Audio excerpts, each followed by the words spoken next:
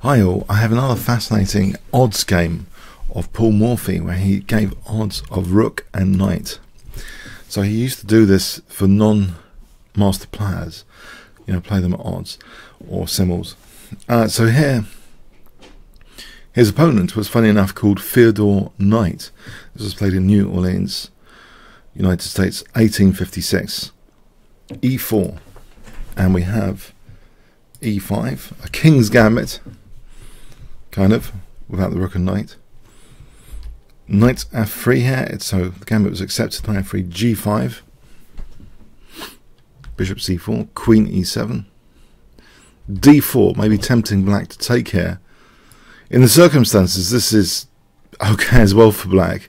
There might be a threat here, but there's ways of black just parrying this or moving away. So, but anyway, black didn't want to do that. D5. We have bishop takes D5, C6.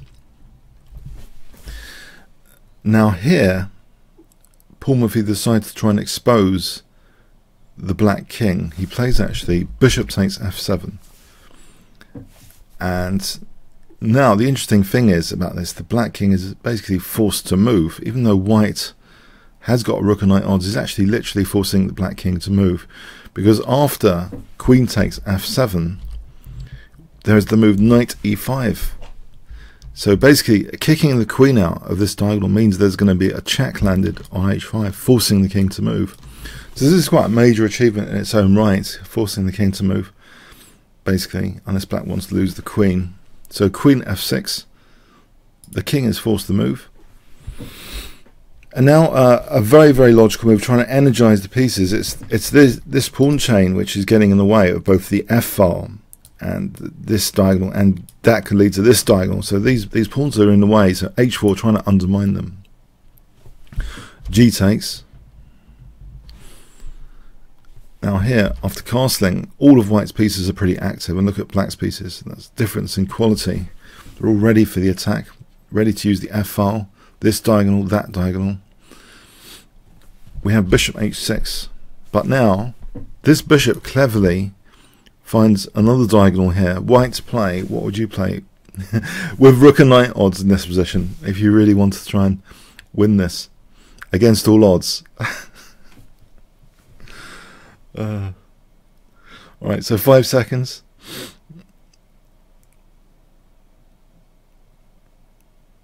Okay, find another road to the king. B3. Yeah, this road to the king.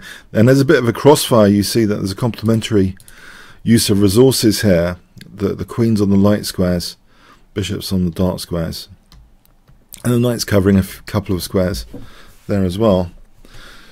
We have now knight D7, bishop A3 check, C5. Now after rook D1, black should try and run with the king a little bit. Ideally with king F8, that would be safe enough. Pretty safe indeed. In fact, it makes a lot of sense now, C5 undermining white. This really wouldn't be very good in any variations now for white. As an example, D takes, check. We can just go to G7, end of game. But knight takes E5 was played. And then we get a fascinating position where actually black's pieces kind of help construct a helpmate. After bishop takes C5 check, king E6, you can see that the king, some escape squares are taken by black's own pieces. This escape square is taken by 2 pieces, these 2 by the bishop. But now here queen E8 check is played, and another escape square is taken because black played knight E7. Black should really play in this position queen E7, by the way, give up the queen, but white is actually now slightly better off taking this rook. I say slightly because black had so much material, it's not even a clear advantage yet, technically. So knight E7 was played, and alas, we have a pretty final position because white plays in this position. Can you see?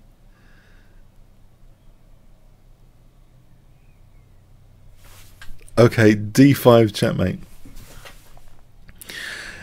It's kind of amusing, yeah, that black's own resources are taking escape squares. The pawn is taking the f5 one. That's doing a great job because the queen used to take f5. It's good to overprotect the escape square f5 there, so the queen can leave. Pin the knight, meaning d5. The knight can't do anything about the pin.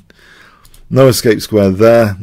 Yep, all the escape squares gone here, either by one's own pieces or yeah. It's quite an amusing position if you look at it. d5 checkmate is quite an amusing final position. So the power of a quality set of pieces against some pieces which never moved, basically spectator pieces over here and here. Okay, I hope you found that amusing, at least interesting. Comments, questions, likes, shares appreciated. Thanks very much.